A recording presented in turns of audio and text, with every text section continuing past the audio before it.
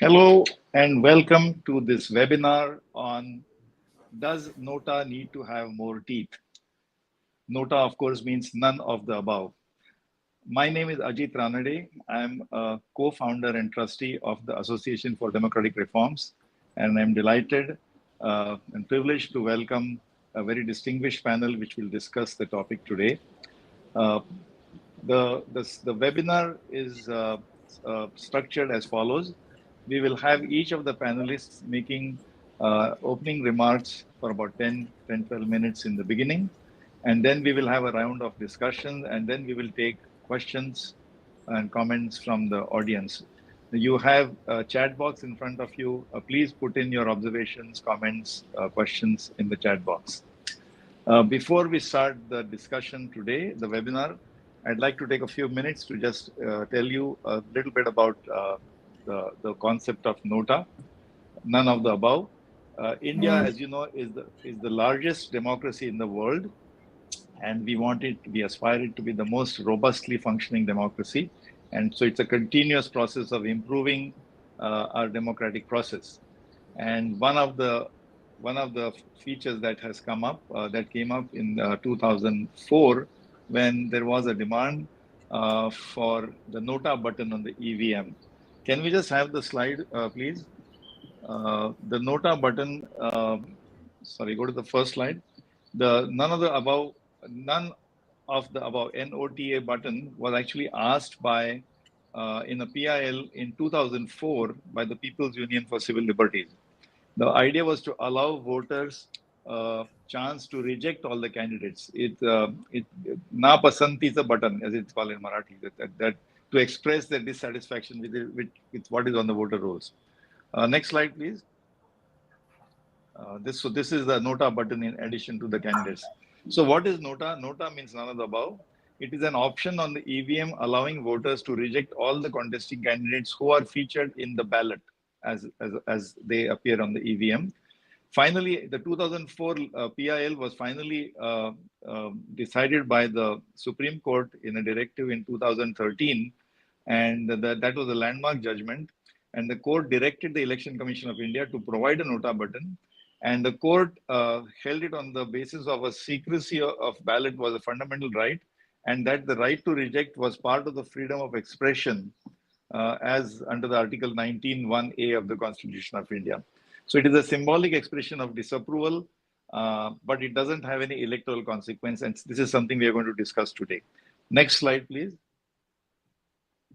So 2004 was the PIL, 2013 was the Supreme Court judgment, and then in 2013 itself, a NOTA was implemented in the Vidhan Sabha elections in 5 states, and in 2014 it was introduced nationwide in the Lok Sabha elections. Next, please. And so now it is used in all the national elections and state elections. There is, as I said, no effect on the outcome. The highest valid candidate still wins. So even if NOTA gets more votes than all other candidates, it has no electoral consequence. But the elections to the Rajya Sabha and local body elections have been excluded. And it is seen that its usage has been rising in some parts of India, especially in tribal and conflict zones. But we will come to that in the discussion. Next slide, please. So we have some data now on the usage of NOTA. In the 2014 Lok Sabha elections, 1.08% of all the votes cast were in favor of NOTA. In 2019, that percentage was 1.04. In 2024, it's about 1%. And the total NOTA votes cast in 2024 was 6.35 million. In the state assemblies in 2019 in Maharashtra, the percentage went up to 1.4%, and which was substantially higher than 2014. And actually, NOTA has polled more than, NOTA has not come out to be last. In many constituencies, NOTA got more votes than some of the other marginal candidates in several elections. Next slide, please. The main criticism against NOTA has been that it is ineffectual and it's only symbolic. It is no doubt it is a right of the candidate or a right of voters to reject, but this right doesn't have any teeth. It has no effect. So the reform ideas of regarding NOTA have been that if NOTA wins majority, if NOTA gets the highest number of votes, there should be fresh elections. the election should be countermanded, or it should at least disqualify candidates who have been rejected by NOTA, and to publish NOTA share by constituency to put pressure on political parties. The idea is that voters should express some pressure or put some pressure on political parties to put better and better quality candidates. Next slide, please. We have some very brief comparison of, is there something like NOTA in other countries?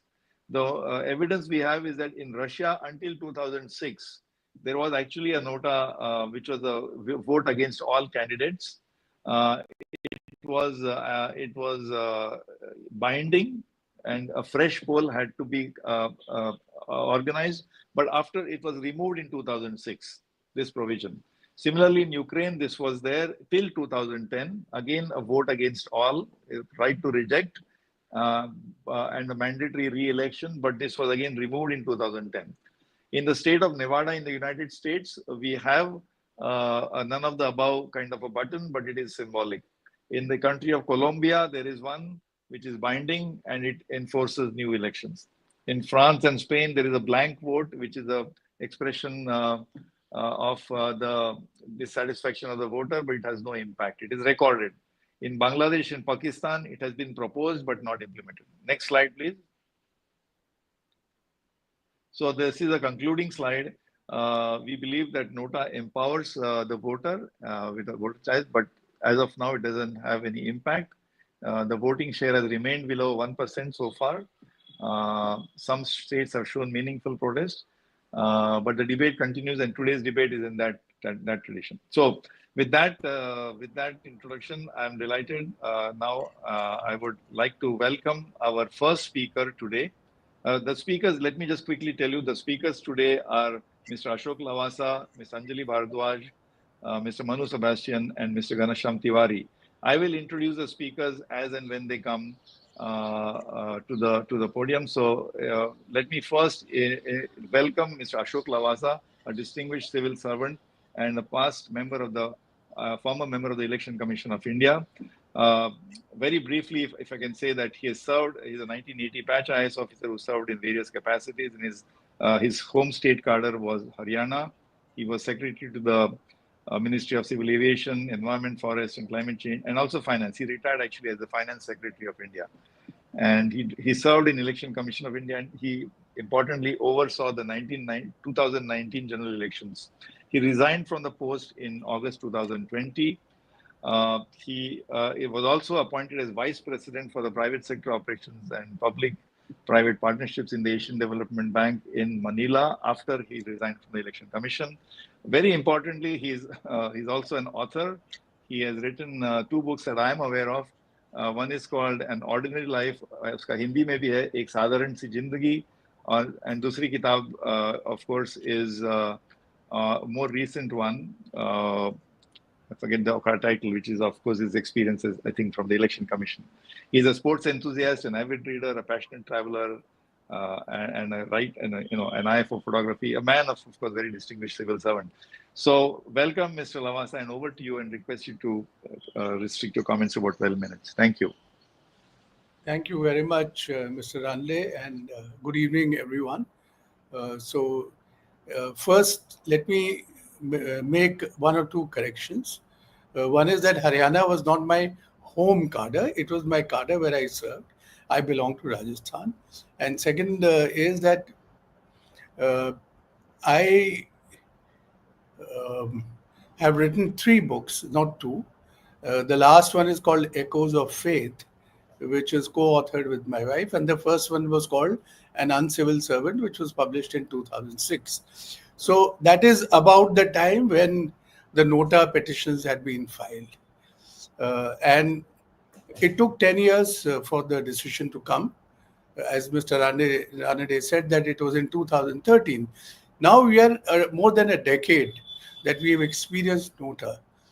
And I find that whereas this was a very important reform from the point of view of democracy, from the point of view of allowing people to exercise their choice of not wanting to elect anybody who's on offer, now we have reached a stage where the votaries of NOTA feel that it should be more impactful. this was perhaps not the original prayer in the petition. Uh, by way of an aside, I also want to mention that we have a representative of one political party, but the political parties, I don't think, have been in the forefront of many electoral reforms in the country, which is actually a pity because they are the principal players in the game. The principal stakeholders, of course, are the people of this country.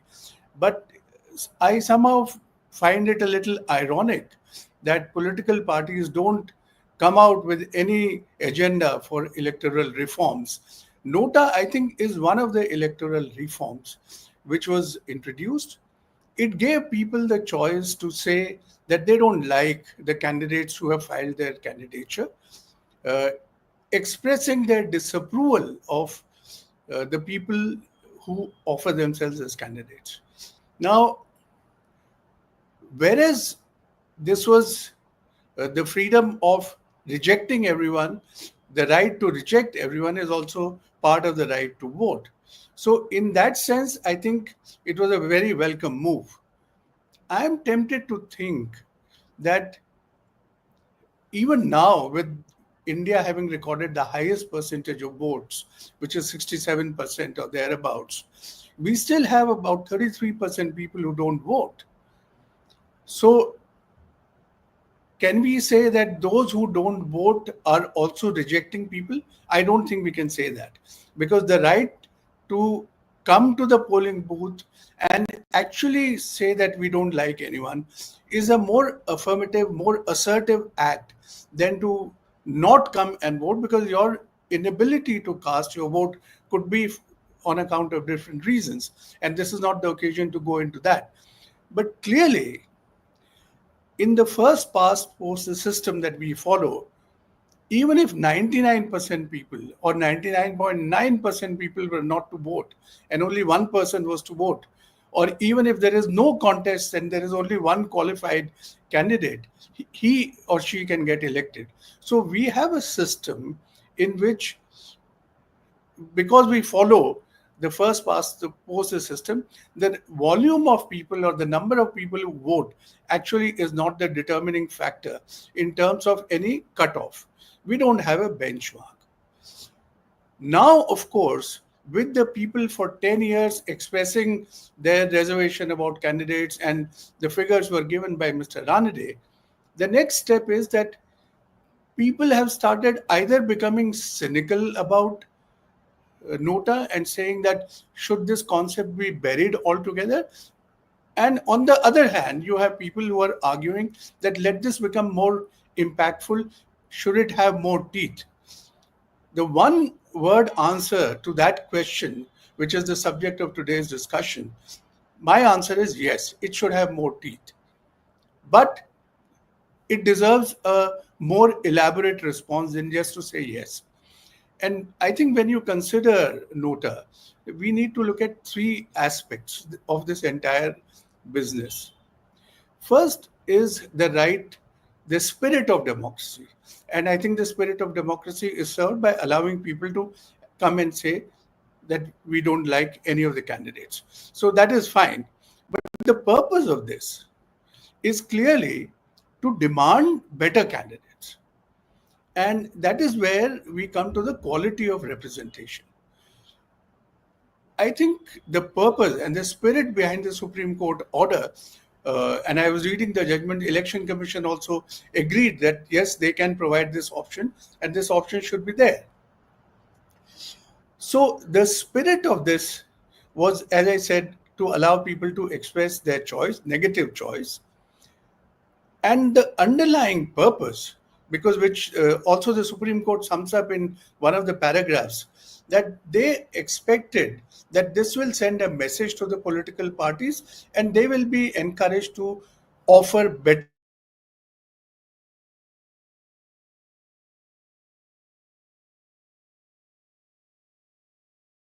is why they provided this option.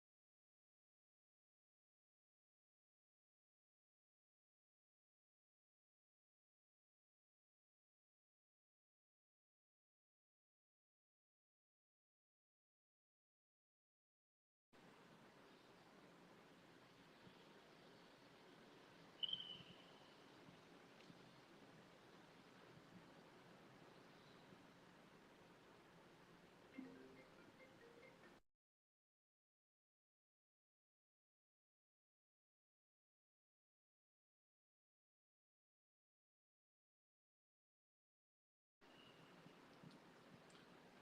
Looks like Mr. Lavasa's connection is having some problems. We'll just wait for a couple of minutes for him to come back.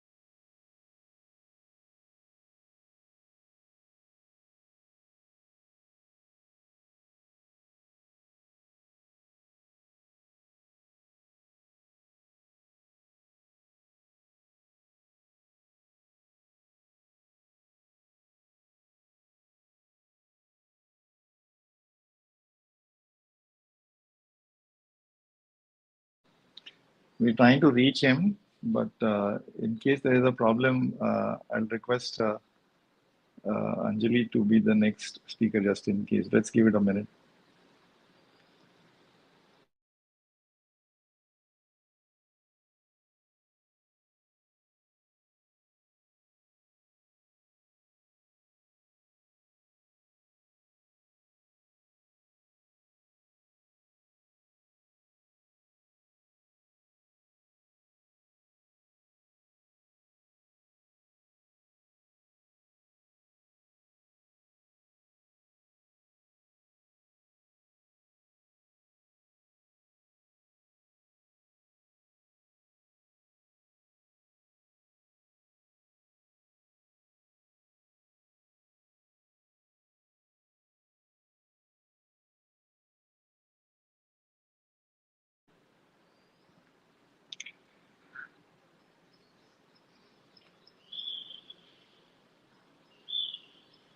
So, Anjali, is it okay? I think we should, in the fairness of things and because of time constraints, can we just go with you first, and then when he joins, we'll.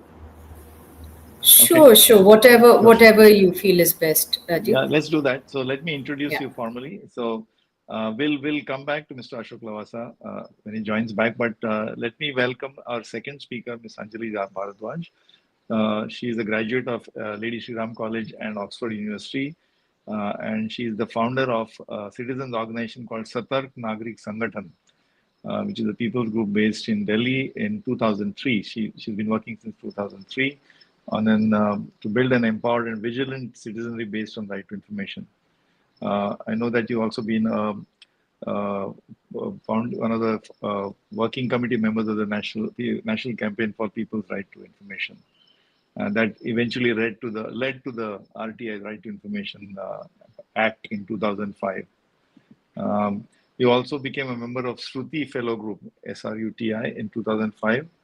And one of the landmark initiatives of Satark Nagrik Sangathan was the dissemination of information about the MLA and MP performance report cards, and especially in Delhi and Bihar. And the compulsory display of local area development funds utilization in all municipalities as per Section 4 of the RTI Act. You have, of course, been a leading member of the Right to Food campaign and an advocate of universalization of PDS and so on. In 2021, Ms. Bhardwaj was recognized by the US State Department as one of the 12 global anti-corruption champions. So over to you, Anjali.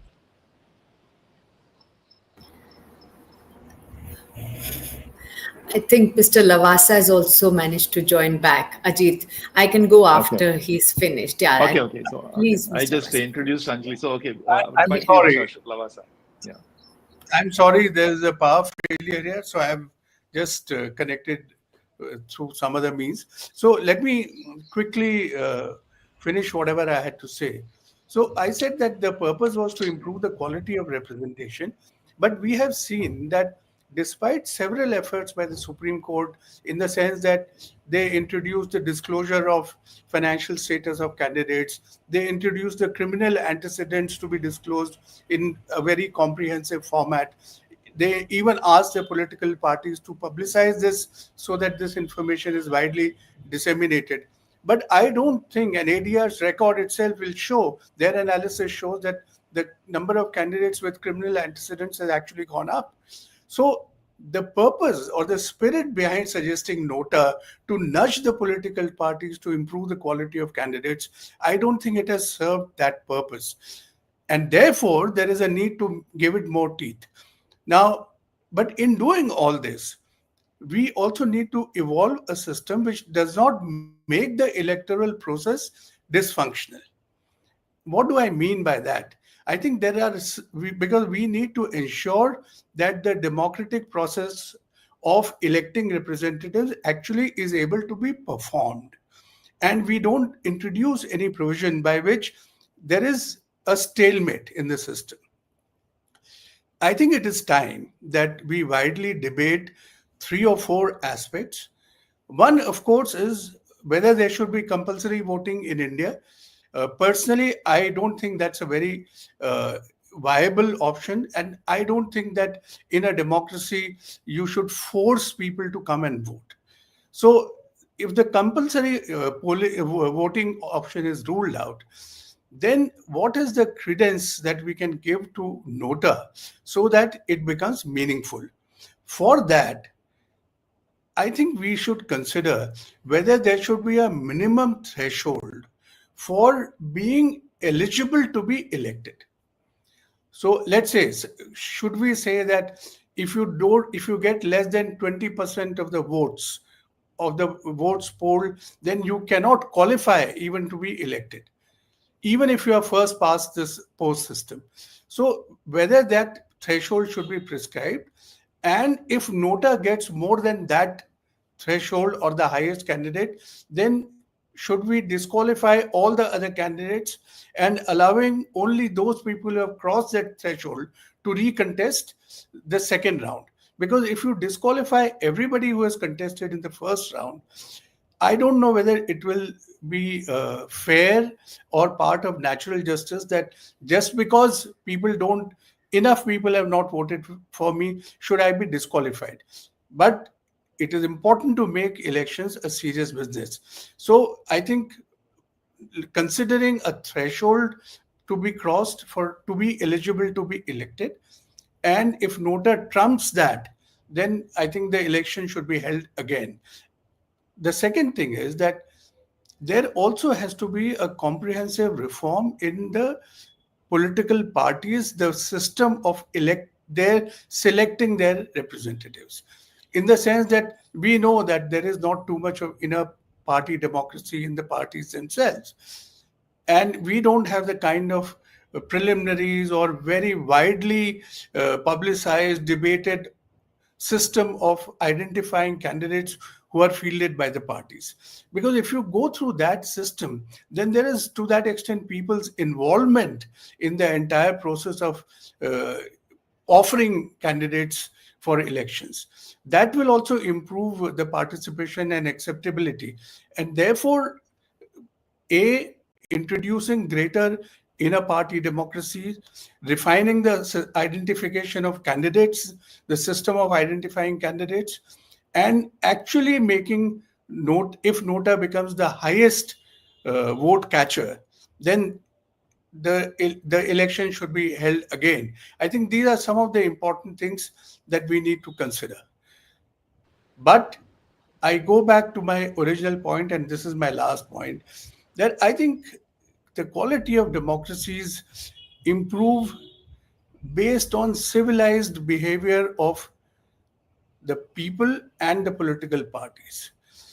I don't think that a reform which is forced by law is actually sustainable in the long run. As I mentioned, that the criminal antecedents, it has not made any difference to the quality of candidates being selected. The financial status disclosure doesn't mean that people like a candidate who is not very wealthy.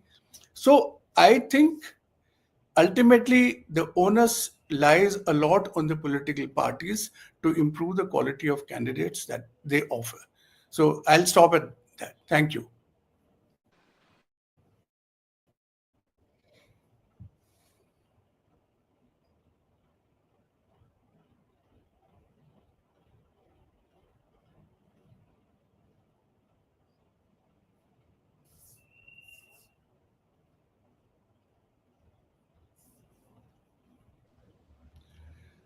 Uh, am I audible?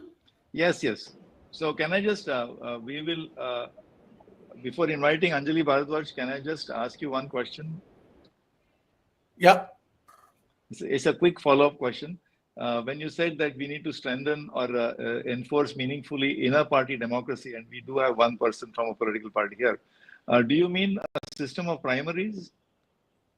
That's what I was saying, that like you have in some countries where you have primaries and the candidates who want to ultimately be fielded, they come up, they go to the people, more than one candidate is thrown up by a political party, and then they figure out whether there should be, which candidate should be decided. So Okay. somebody might say that this is applicable to a presidential form, but I think even for members of parliament who are offered, the parties should evolve this kind of a system. Right, right. So we'll come back to this issue of inner party democracy. So let me now welcome Ms. Anjali Bhardwaj. I've already introduced you. She's a very distinguished civil society and citizen rights activist, and very active in right to information, right to food campaign, and of course, a global anti-corruption champion. Over to you, Anjali. Thank you very much, Ajit. I hope I'm audible. Yes, yes, very much. Yes. So it's a very interesting topic, and I think we are having this discussion today in the backdrop of a lot of questions and concerns being raised, even publicly, on our election process. And we've all sort of been engaging with the role of the election commission, how elections are actually happening in our country, and I think somewhere people in the country are really seized with the need for proper reforms in the election process. And this whole issue of NOTA is also a very important discussion, and therefore thanks to ADR for organizing this as well. I work on the right to information, like you mentioned, Ajit, and our work really flows from Article 19(1)(a) of the Constitution. The Supreme Court of India, in many, many judgments, has held that the right to information of citizens in the country flows from free speech and expression. Because if people don't have information, then they can't really express themselves or speak in an informed manner. But also, when people have information, it's equally important that they have ways to express themselves.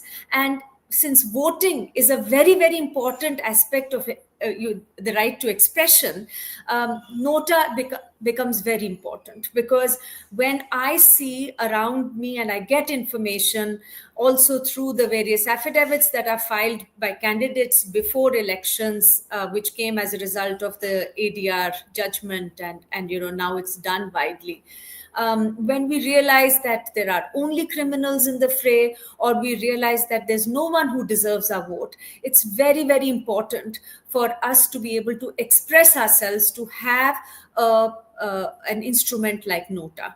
And therefore, the Supreme Court, when it held that, the NOTA judgment was there, I think it's a very important tool that we have got as citizens. Of course, like has been discussed, is it adequate is something that we still need to work on, and perhaps there's certainly more power and more teeth that need to be given to NOTA, but I'll come to that in a little while. In 2024 elections, I think all of us saw some very concerning trends, which many people took note of, and saw as really a step towards diminishing democracy. And that was the kind of things that happened where, one realized that there were unreasonable rejection of candidates who were trying to stand for election. So there were many constituencies where the candidature of many candidates from different parties was rejected, and it seemed to be very unreasonable grounds on which they were rejected. Again, after the last date had past, many people seemed to withdraw their nominations. And there were allegations that in those cases, there were perhaps cases of coercion where certain candidates were being forced to withdraw. Now, I think, for example, in Indore, there were other constituencies as well where we saw some of this happen. Now, in a situation like that, we saw how results were declared before elections, where we heard that so and so has won uncontested in this election because there was nobody contesting against them. Well, there was NOTA. So we saw how, despite there being this instrument, this tool, it wasn't even felt that it was necessary to wait for elections to happen for people to cast their vote and express a right that had been given to them. And, a conclusion and a result was declared beforehand. I think we need to think of some of these things. There are at least two or three things that come to mind.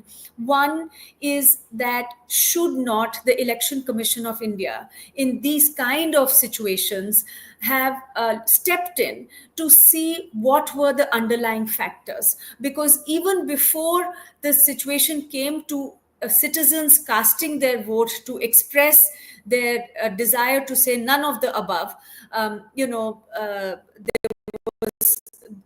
everybody had withdrawn and the result was pretty much announced. So I think the Election Commission, perhaps many of us thought, should have actually done an inquiry. A very serious inquiry should have been done, especially where there were allegations of, coercive action, and some people being forced to withdraw. We saw that not happening. Fact-finding should have happened. Civil society perhaps also needs to gear up, because this could become an emerging trend in the coming elections as well, where, we'll have more and more people standing uncontested and then NOTA not even being given a chance. So I think that this is something that we need to think about, and also think of what can be our demand vis-a-vis NOTA. That of course, that when somebody is standing uncontested, there should still be elections, and one should see how many people turn up to say none of the above. And then if that happens, then what should be the course of action?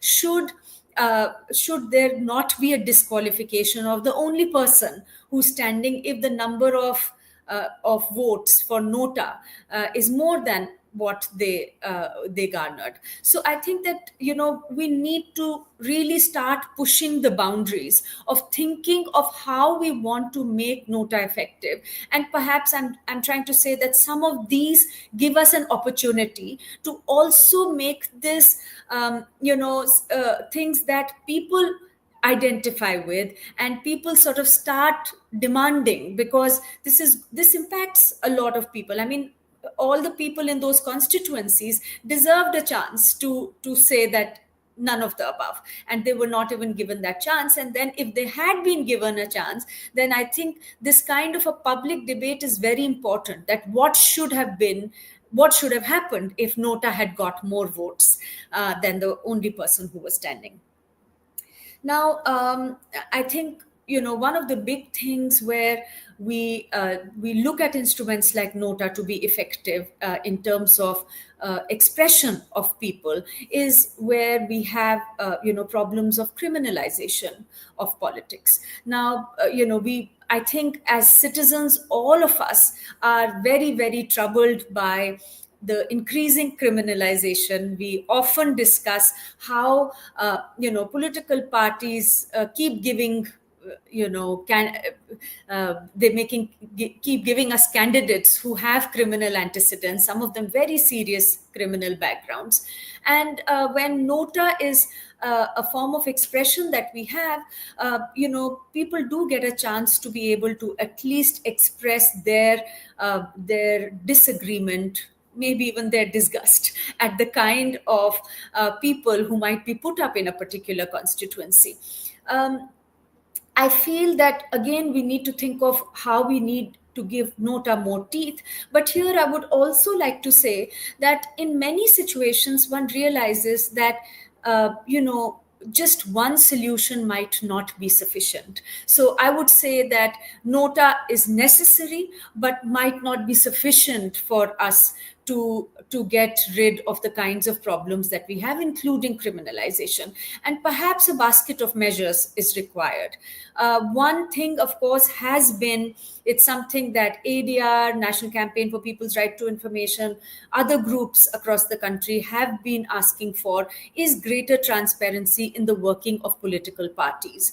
Mr. Lavasa talked about greater inner party democracy. We are also talking about greater accountability of political parties directly to the people of the country. After all, they take such large amounts of public funds. There are tax concessions that all political parties get. There is no reason why political parties, which play such an important role in our democracy, and very often we hear that political parties to लोगों के लिए ही चलती हैं, लोगों से ही चलती हैं, उनके चंदे से ही चलती हैं, why they should not be transparent and accountable directly also to the people in a democracy.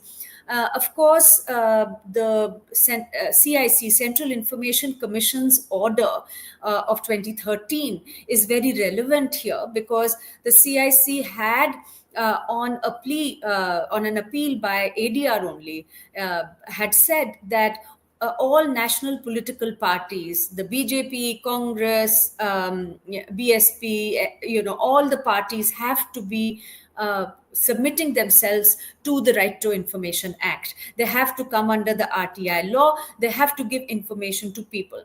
And I remember that even at that time, there was a debate that took place, which was not just, a regressive debate, I would say. There were people from everywhere, including civil society, who were saying that, look, should this not be restricted just to political party funding?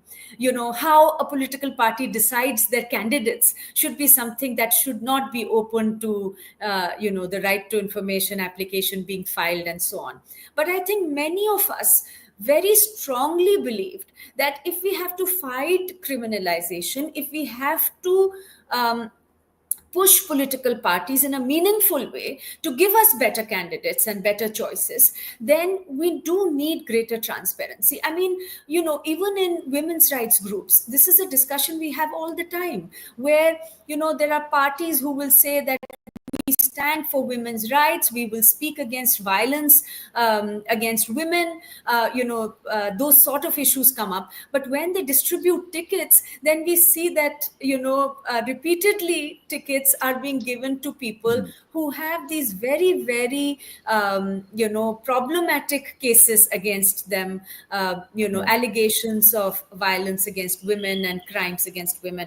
So I think that this is one way by which citizens can themselves step in and demand from political parties and start asking questions that, how did you decide on this candidate? How did you decide on a criminal after saying, or, someone who's accused of these kinds of crimes after saying that you stand for something else? I don't know. Have I run out of time, Ajit? I can come back later. Maybe a minute or so. Maybe another couple of minutes. Maybe. Yeah, sure. So I think what really is required is for political parties to submit themselves to the right to information. Unfortunately, all the political parties are sitting in what we call uncivil disobedience. So we have a CIC order very clearly where they've been asked to come on to appoint public information officers and come under the RTI law. They've just decided on their own that they're not going to comply with the CIC's orders. And of course, it has been challenged now, the order in the courts, but it's not like the courts have given any kind of stay on this. I think, again, to give NOTA more teeth, we also need to make sure that there is much more information in the public domain. For citizens to really say that I don't want any of these people who are standing for elections, they need more and more information. One, of course, is the kind of affidavits that are there on criminal, financial, and their assets and liabilities, but and educational qualifications. But there is perhaps also need for verification. I mean, we now have ministers who, people are trying to find out whether the educational qualifications that they said they have in their affidavits are indeed true or not, and the right to information requests are being stonewalled. So we need a situation where maybe the Election Commission of India thinks of a way now to take forward the Supreme Court judgment and say, look, how do we verify so that people actually know what is the truth and are able to exercise even their NOTA more meaningfully. Some of the work that we tried to do was to use the Right to Information Act to put out information on how, elected representatives performed and whether they really worked for the people in their constituency. That could, again, be information that should be put out in a very systematic way so that when somebody recontests elections, people can meaningfully choose NOTA. And of course, finally, the issue of fresh elections and disqualifications, Mr. Lavasa already spoke about, and maybe we can talk about in subsequent questions. Yeah. Right. Thank you very much, Anjali. So you've raised many issues. In fact, the two most important issues of electoral reforms about disqualifying criminal candidates from contesting, and also the fact that political parties need to be brought under the RTI. That issue is still in limbo because it's in the courts now. So thank you for that. And Ajit, we'll move on to the next. Ajit, yes, can please, I just interject for a second, if you don't mind? Sure. Yeah. One is that, the point which Anjali made about political parties sitting in defiance of the CIC order. In fact, I wonder what the RTI Act prescribes as a consequence of defiance of the CIC order. Or is it a case of a deficiency in law that people can get away by defying this? So that again speaks of the quality of legislation. That issue is actually in the courts right now. No. The issue may be in the courts for enforcement. But if they have violated CIC order, can the CIC do anything about it? So that is my question. The second thing is that on the criminal antecedents, we know that the Supreme Court in 2019 said that not only will you disclose, but you have to also give reasons why you're selecting that candidate in spite of the criminal records against him. And I think political parties have been giving some explanation or the other. Does it make any difference to anyone? That is the question. No, that we have actually worked on that, and the spirit of the Supreme Court's directive was not followed at all. If at all, there was some copy-paste kind of general, but it's supposed to be on their website, front and center. Why did they choose a particular candidate with serious criminal charges? But we'll come back to these points. Let me just move on to our next speaker, Mr. Manu Sebastian. He is a former advocate of the Kerala High Court, and he's an LLB from Symbiosis Law School in Pune. He has been active in reporting and analyzing legal developments in India with a focus on the Supreme Court and the High Courts and so on, and constitutional law. His articles have delved into complex legal issues to make court proceedings more accessible. Most importantly, he serves on a very important, I would say, public service institution called Live Law. He's the managing editor of Live Law. And his special interests are IBC and the Constitution. So welcome, Mr. Manu Sebastian. Over to you. Thank you, Mr. Ranade. And it was great privilege listening to Mr. Ashok Lavasa and Ms. Anjali Bhardwaj from their vast experience on the fields of electoral reforms as well as Right to Information Act. So they have elaborated upon the background of NOTA and the need for giving NOTA more force, more teeth, and more enforceability. So I'm not elaborating upon those points. The main issue which we have to consider is, so NOTA has been around us since 2013. So it's been more than a decade. So has NOTA achieved the purpose which it intended to achieve. So the Supreme Court in 2013, when it mandated that this option of NOTA should be given, there was a purpose behind it. That the purpose was that the voters should be in a position to express their no confidence or dissatisfaction with all the candidates. If all the candidates are unsuitable, then they should not be in a position to choose among the least evil. So they should be able to choose the best candidate. It should not be a compulsion. And the second intention was that this should encourage the political parties to field good candidates, suitable candidates, candidates who do not have any criminal antecedents or any other blemish. But unfortunately, what we can see from the performance of NOTA is that beyond a symbolic measure, it has not created any impact.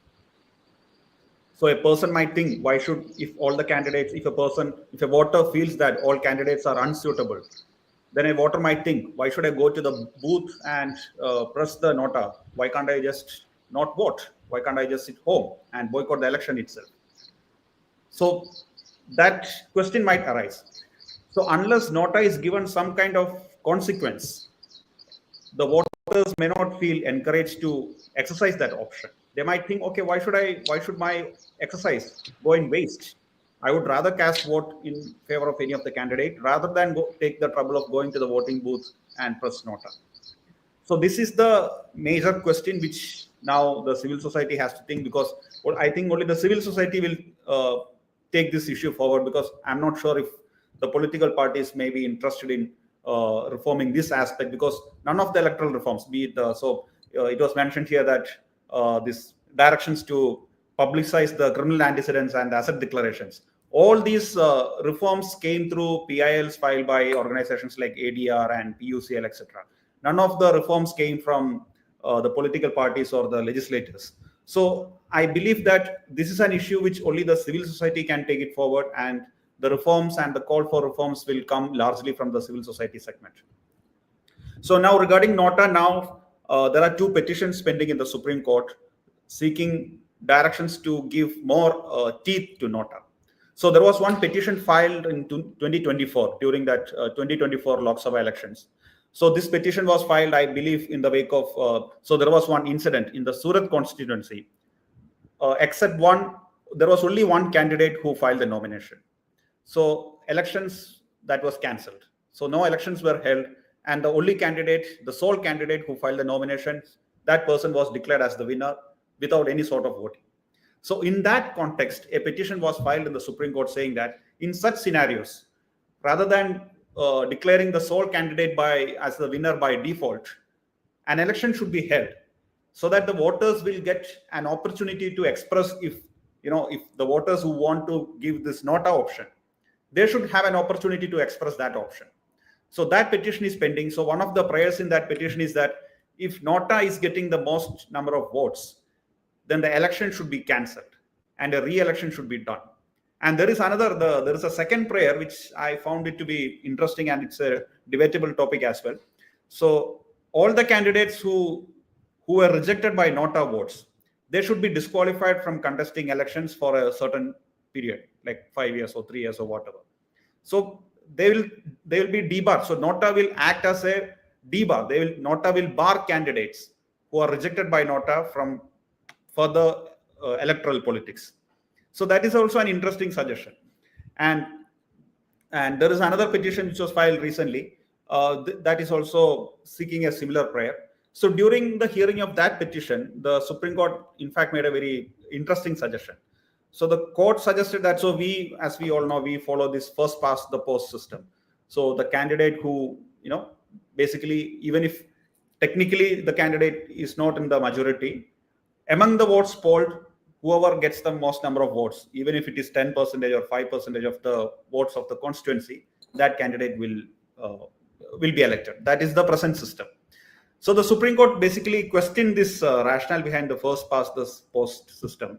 And the court suggested that, it's a deliberation rather, there is no order passed as such, whether there should be a minimum threshold that a candidate should secure so as to be declared as a winner.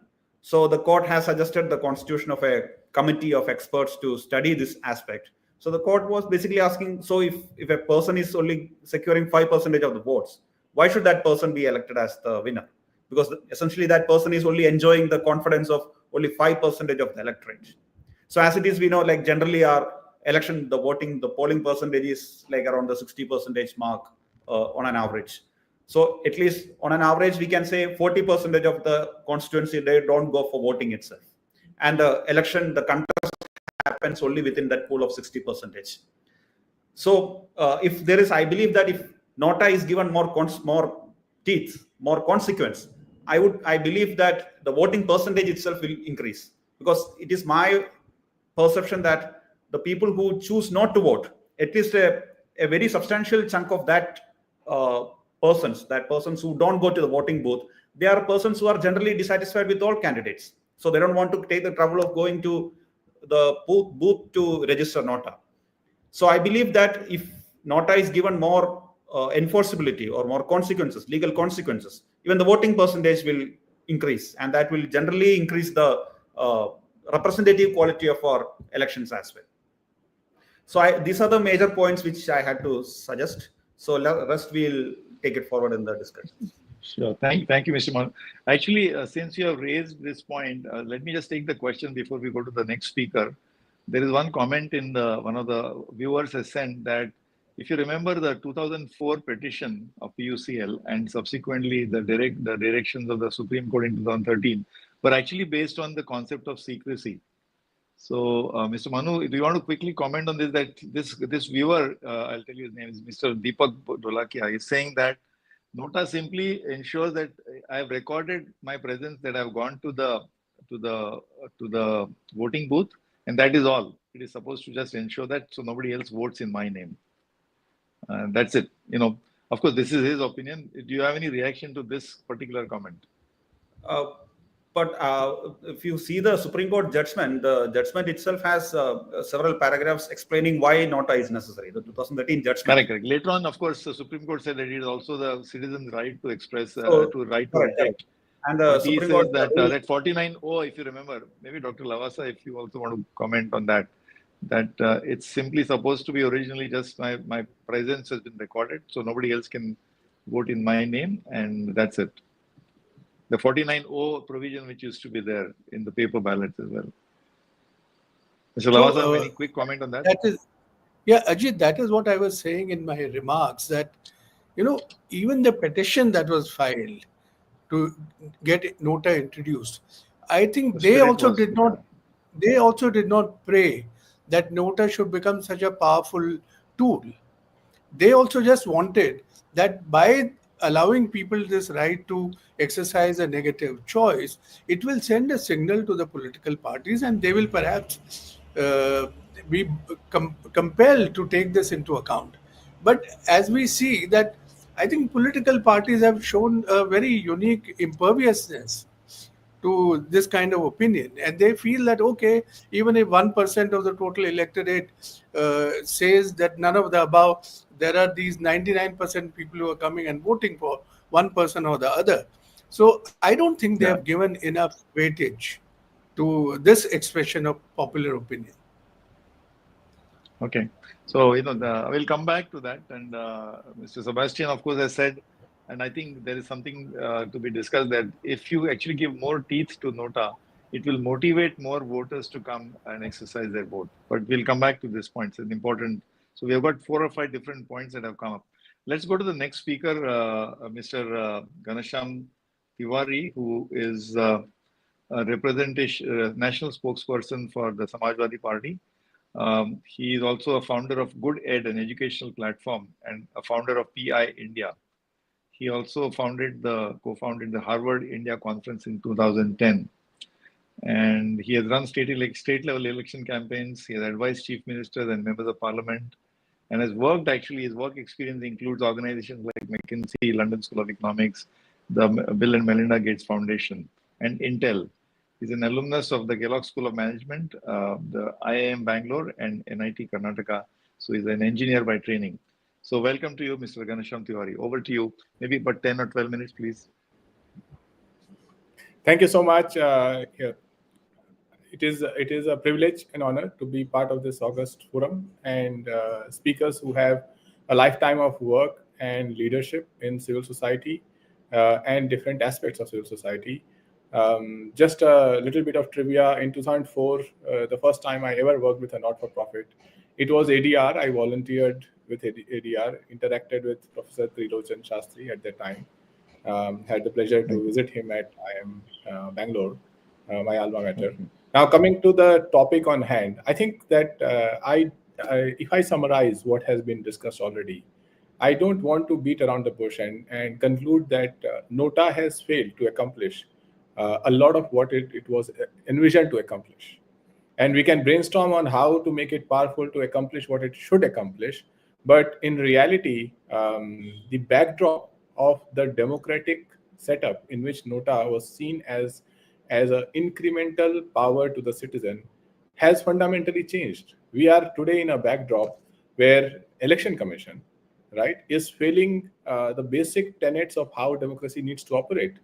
It's failing to stop hate speech. Definitely, it is failing to stop criminalization in politics. If one just looks at the data points, it is failing to stop the amount of money that is getting used in politics. It is failing to stop coercive action that goes on. The way media has become the voice of the powerful, particularly the government. It is also failing to respond to questions from opposition parties. It is failing to respond on questions as basic as voter rolls, the legitimacy and the ability to prove that what is the voter role that should represent a constituency. It is failing to respond to criticisms that somebody's name was dislodged from the voter roll. It is failing to the criticism that fake additions have been made to the voter roll. It is failing on the financial status. The quality of election commissioners itself is a testament of how the institution is failing itself. Transparency, accountability, the addition of dummy candidates by the same name as of popular candidate or a similar symbol as of popular candidate. So what I'm trying to say is when NOTA came as an instrument, we were incrementally going towards a democracy that will offer more rights to the citizen. The 10 years of UPA of Dr. Manmohan Singh was a golden era in terms of offering more rights to the citizen. And the 11 years, in some way, is a dark era with respect to citizen power. I fail to think one power that this government has offered to the citizen, and I can count many that it has taken away. So in this backdrop, I think it is good to discuss NOTA. But when I came across this discussion, I also thought about two aspects. One is, yes, it has not worked as we intended, and there could be many things that it can do. For example, if I just put some basic points, NOTA as a tool, as an instrument, has to be more actionable. NOTA is by itself is an option. It's a road without a milestone, a road to nowhere. It should have an outcome, either rather than saying that no candidate is eligible. If it was probably called re-election should be held or something else, re-elect, right? That is a much more powerful message for somebody who wanted to vote NOTA. Second is that it is carrying the failure of past loss of impact of NOTA in the past. So with every subsequent election, the impact of NOTA will further diminish. It can be misused as a manipulation lever by a system, as I noted, that has dysfunctioned EC itself. So it looks at every lever to ensure that somehow it edges past its candidate in the first past the post system, and somehow the verdicts become inexplicable. So I think there are multiple things to speak about. Also, one point, I respect Ashok Lavasa ji, but I just want to counter one particular point, that political parties have not been pursuant of electoral reforms. I think there are reforms that happen, important reforms that empower the citizen, and there are reforms that correct the society. The whole social justice movement is a movement of political reform. Political parties has spearheaded that movement. Today, as the inequality rises, the work that Anjali ji does and many other people do, the work to enable voice of the poor, who are becoming weaker by the day as money piles up, right, is a work that political parties take up. So I think there is a fair criticism to say that political parties have not focused on some specific reforms, but they have been part of electoral reforms that are not formally defined as electoral reforms. One thing that I see missing from this discussion, yes, one can have a wish list that there has to be more transparency in the way political parties elect candidates. When one looks at these sitcoms and various web series about how jury duty is there in the United States and how a jury is selected, right? You sometimes feel that there is more scrutiny in the jury duty than the scrutiny in how political parties elect members of parliament candidates, right?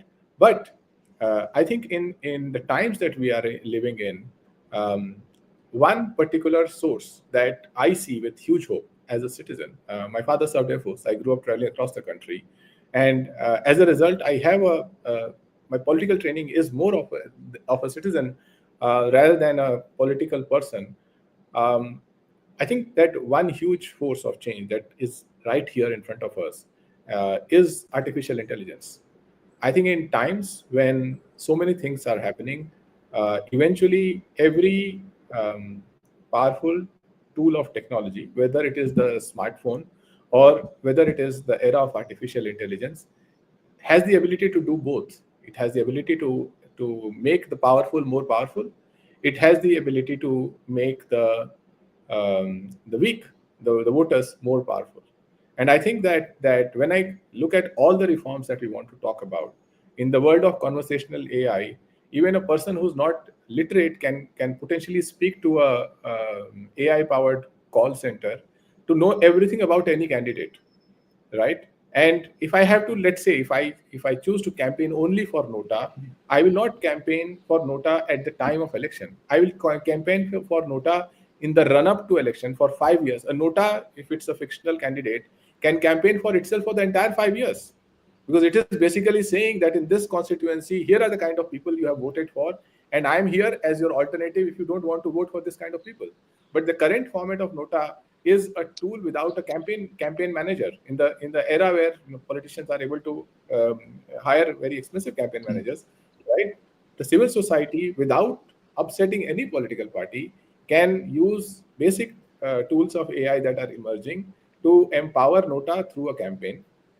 Even demand, raise capital. If it's a fictional candidate, you should be potentially campaign for that candidate, raise capital for that candidate, go to people with the utility of that candidate, right? And suddenly when people will see that, okay, Mr. X is standing, and against him, this fictional candidate still has no criminal record, is not corrupt, is not visible, that's another thing.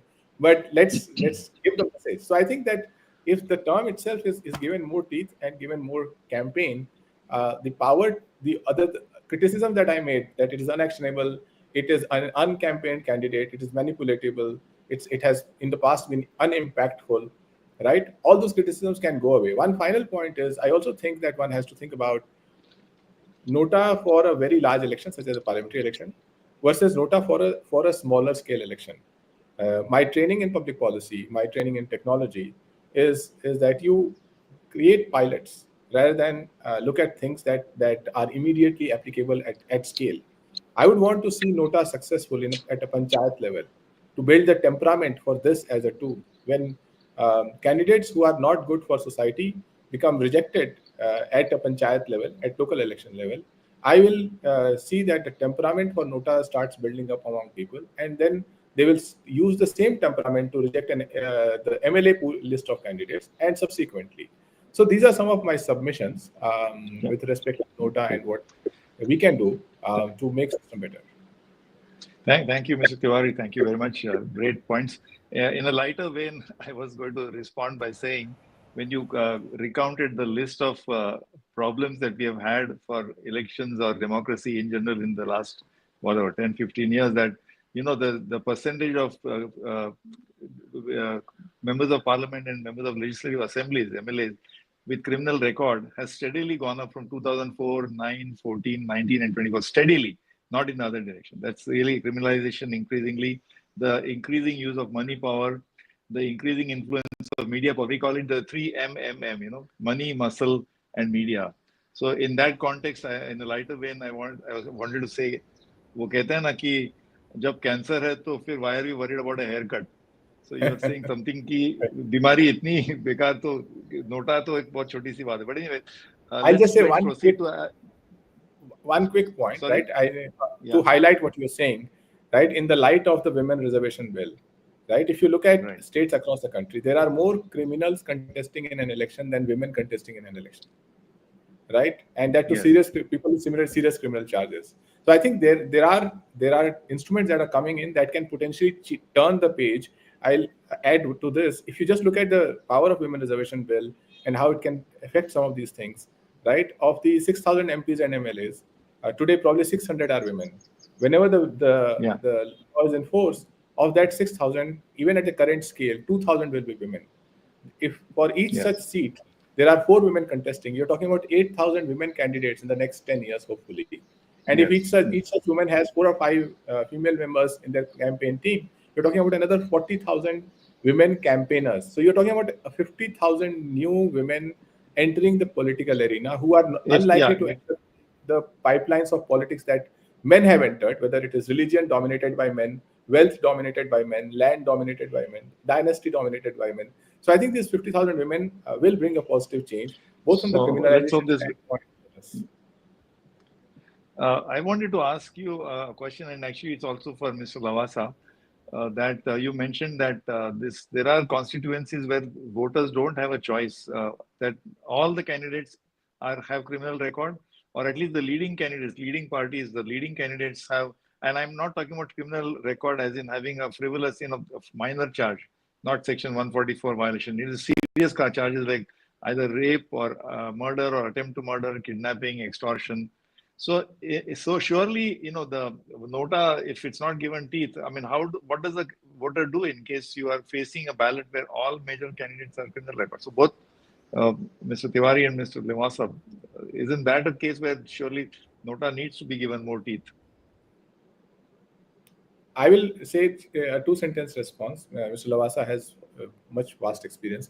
But I'll just say 2-sentence response. One is that if I have to campaign for NOTA, here are 2 things I will do. I'll try to see that there is a ADR-like institution that is active at each constituency level. And 2, I will run a campaign for NOTA for the entire 5 years of tenure, telling people that, look, if you find candidates of these bad qualities coming to the fore across party, here is your tool to resist it, right? And make it a popular, even run dummy campaigns that come here and here is candidate X who has this kind of qualities, and here is NOTA, who are you going to vote for? The value of NOTA is that you can run 24/7 campaigns. If I am a candidate, I will only run my campaign when I am given the ticket. NOTA has permanence in terms of having a ticket. Yeah, Mr. Lavasa? I think what Mr. Tiwari has said has very interesting dimensions. And what I am understanding from that is that the introduction of NOTA and making NOTA efficacious should not be the concern of only the civil society organizations. It should not only be the concern of the petitioners who are knocking at the doors of the Supreme Court, but it should be taken out to the people and educate the people to make well-informed choices and reject the kind of candidates who are eminently unelectable in that sense. So I think that is a good point, and NOTA campaign should be sustained throughout.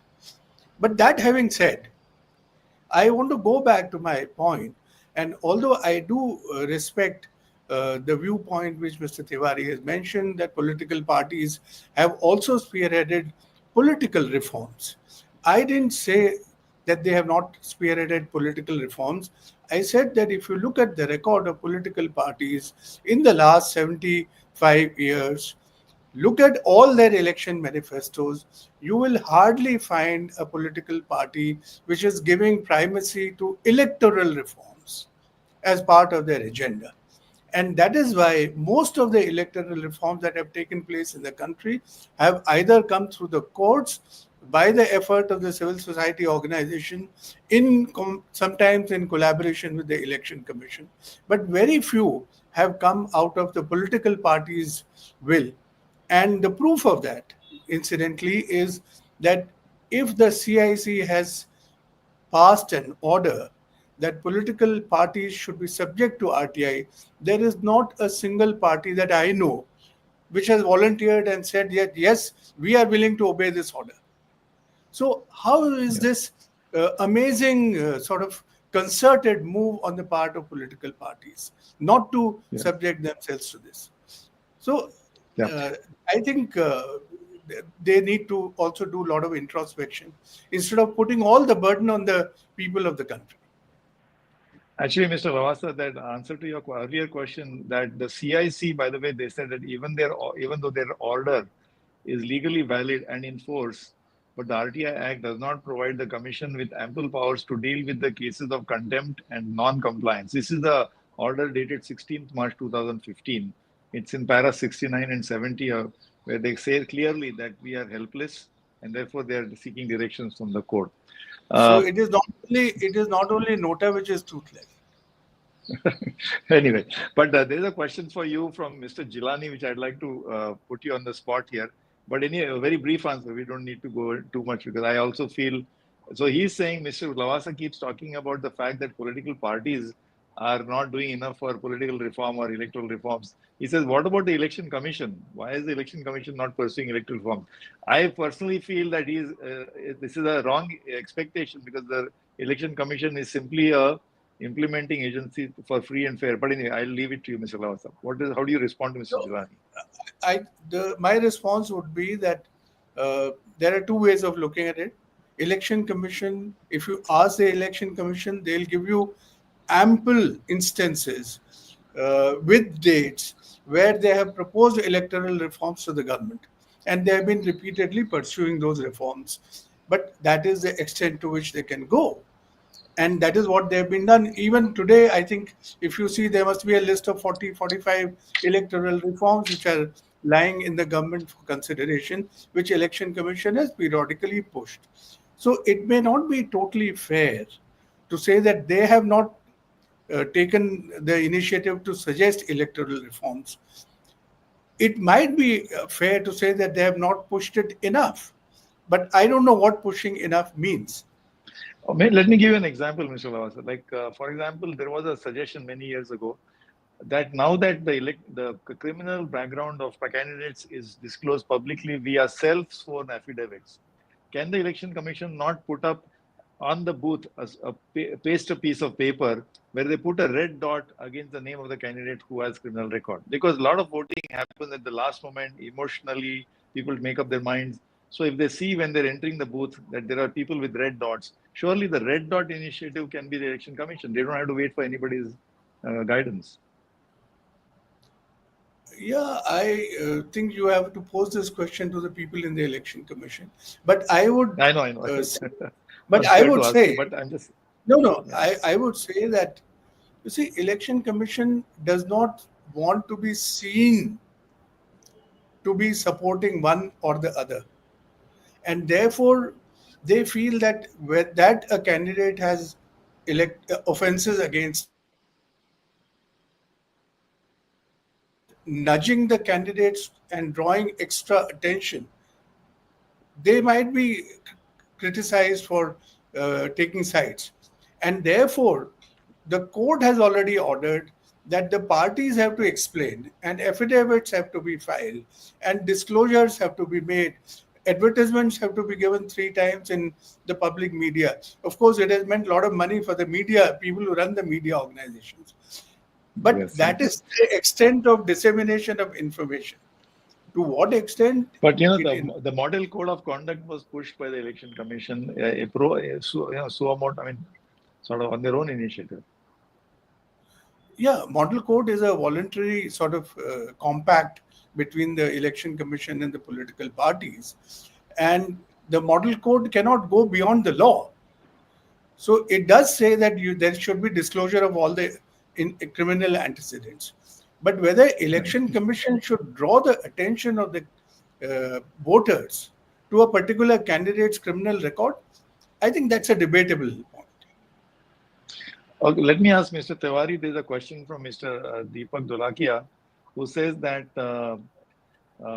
if you introduce NOTA in the panchayat level, there is a fear that dabang groups will use all the votes for themselves. So there is a right now NOTA is not. I think it's not applicable to local body elections. What is your view about generally extending NOTA and strengthening it even to local body elections? We have 6.5 lakh. We have 6.5 lakh villages, or probably more than that, right? And I think that whenever you have such a scale, it gives you tremendous ability to experiment. You can do this as a pilot, but the substantive point that I'm trying to make is that NOTA is like an immunity system.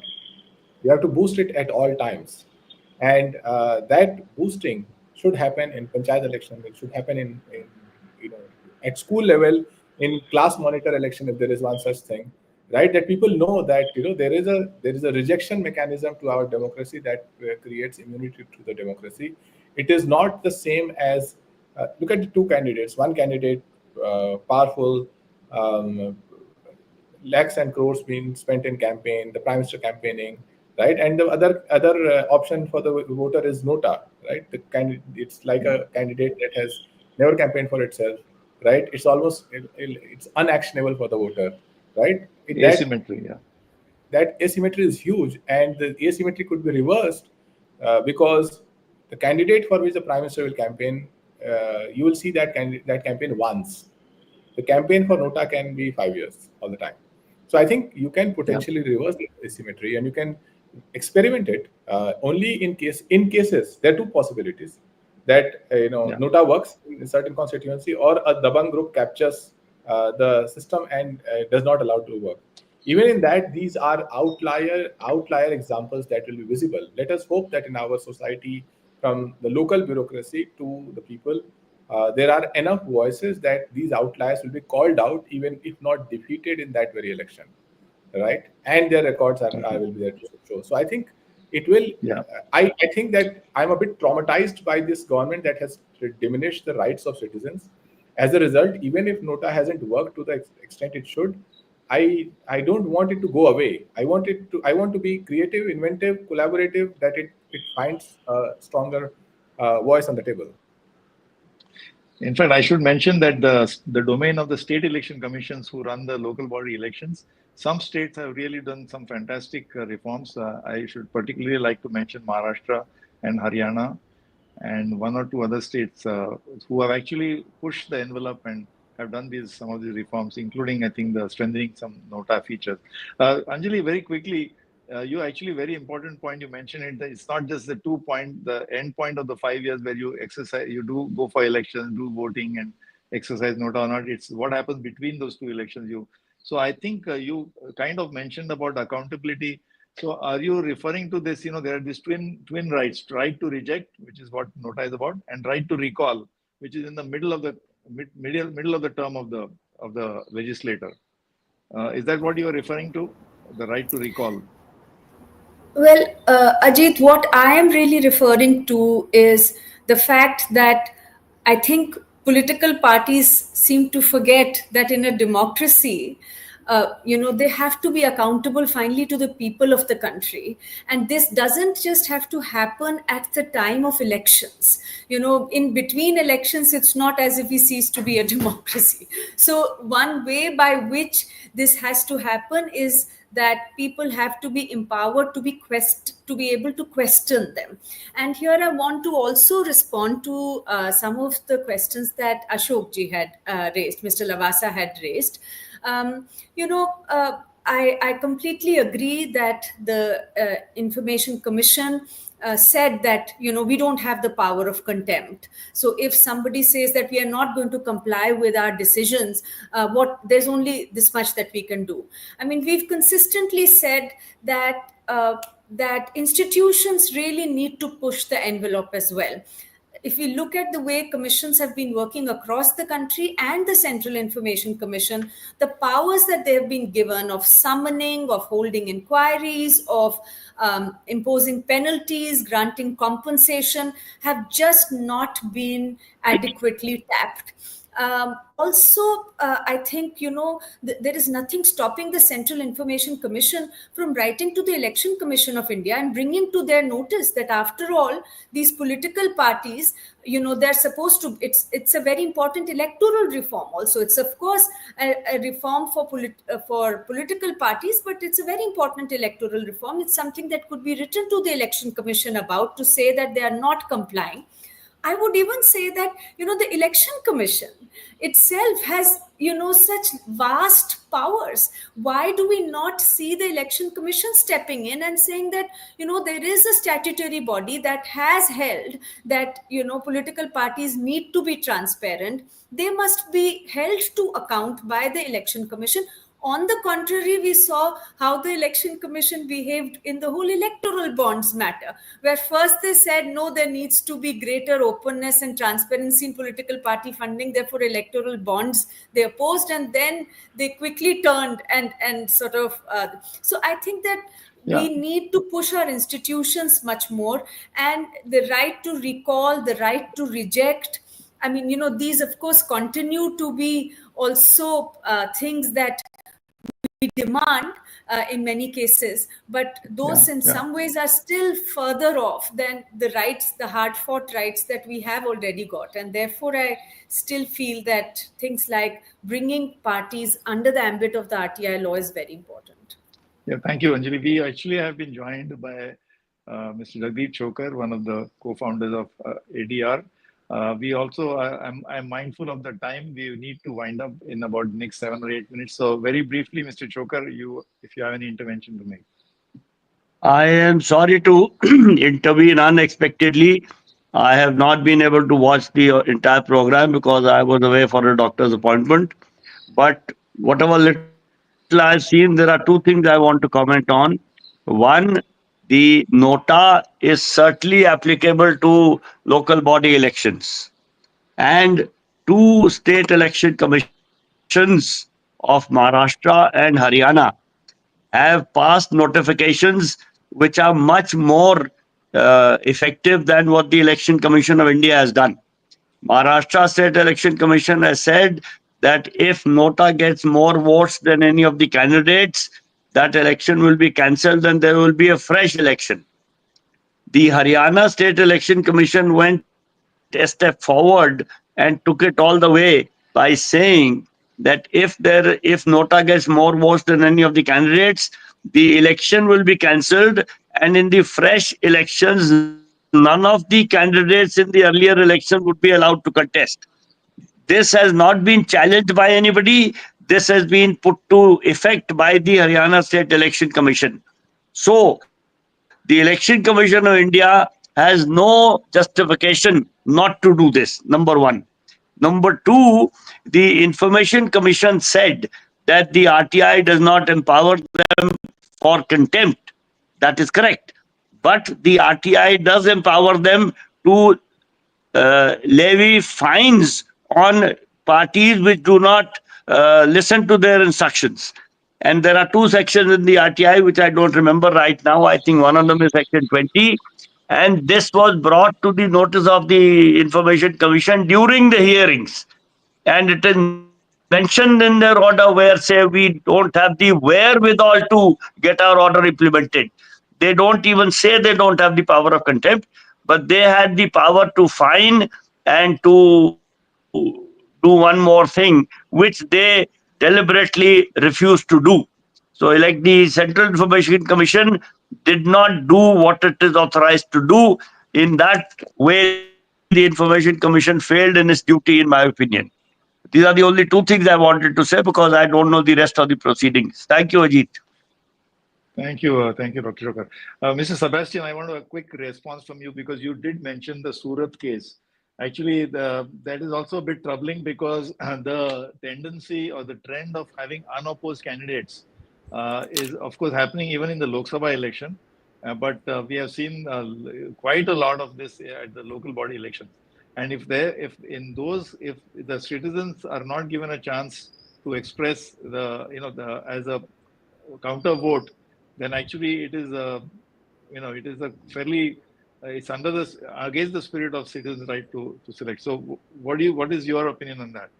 Right. Sebastian? So this is a very worrying trend. So there were certain reports indicating that the candidates withdrew because of coercion, etc. Ms. Bharadwaj also mentioned about this aspect, and this is quite rampantly happening within the local body election scene as well. So of course, I mean, this is very evident. I mean, if there is no one to contest, of course, there is no question of free and fair elections. So free and fair elections means a candidate should be in a position to freely contest the election as well. So that has to be ensured. And if there is no level playing field, the entire process is just meaningless. So there has to be proper. It has to be ensured by the election. So in your opinion, that is one more reason why NOTA needs to be given teeth, or at least to be right. No, Mr. Chokar, very quickly. There is a petition in the Supreme Court filed by the Vidhi Center. That is mentioned. That is mentioned in which discussion, yeah. It has been mentioned already. Okay. Thanks. Sorry. Yeah. So I think one quick closing comment, Mr. Tiwari, since we are running out of time. I know there's a lot of issues, but what do you think are some tangible steps? Just very quickly, Mr. Tiwari.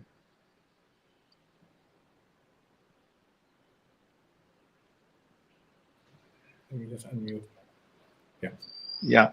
Mr. Tiwari? First of all, thanks once again. And I think empowering NOTA and looking at intelligently looking at every lever that is out there in the backdrop of current system that is diminishing the rights and powers of citizens, civil society, media, and opposition. In when you are not in power, definitely you are more of civil society, and than you would otherwise be.